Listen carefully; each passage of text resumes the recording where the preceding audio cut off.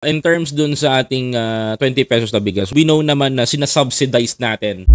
I'm not against sa wage hike, but the consequences, mga boss, is lumaki yung ating bilihin, tumaas. Nagustuhan naman niya ang pagbanggit ng Pangulo sa pagpapanagot sa mga questionableng flood control projects at planong pagpapaganda sa serbisyo ng tubig. Ayan. Ang pagbanggit sa wage hike. Wage hike.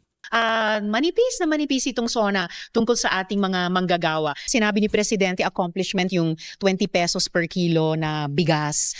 Pero ilang economists na ang nagsasabi sa atin, hindi talaga sustainable yan. Correct. Yeah, I understand. It's very normal to Senator Riza Hontiveros to questioning the President na tungkol dito sa wage hike and 20 pesos na bigas, mga kababayan. Bago tayo tumungo doon kay Madam Alayla, number one, Senator Riza Hontiveros, in terms dun sa ating 20 pesos na bigas, we know naman na sinasubsidize natin yung bigas sa 20 pesos. And I understand that.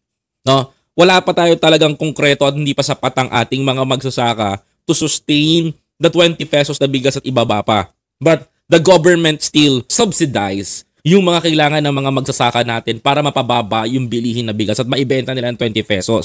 Ngayon, magagalit ba ako kay Riza kung sinabi niya yun? Ang sagot ko hindi, mga kababayan. Because the economist is worrying the business capital dito sa atin. Malulugi yung mga tawag nito, yung mga kapitalista na nakatikit dyan. Anong mga kapitalista na to? Yung mga traders.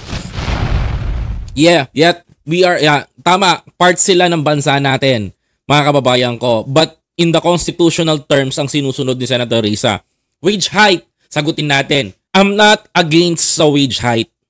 Pagtaas ng sahod. The last time na aprubahan na yung 100 pesos. But the consequences, mga boss, is ano nangyari sa atin, mga boss? Lumaki yung ating bilihin, tumaas. Kanino ba hinugot nung mga manufacturing company itong 100 pesos na to? Sa mga consumers. For example, mga kababayan ko, bumili ako ng shampoo. Nagkakahalaga yung shampoo sa Shea na 8 pesos. So tinaasan ng almost piso, naging 9 pesos, mga kababayan ko, para mapabigay natin sa mga manggagawa natin yung another 100 pesos na taas sahod. Ang nangyari, mga kababayan ko, kanino binawi? Sa consumer. We are the consumer, mga kababayan ko. You forgot, no? Wala naman akong doubt doon.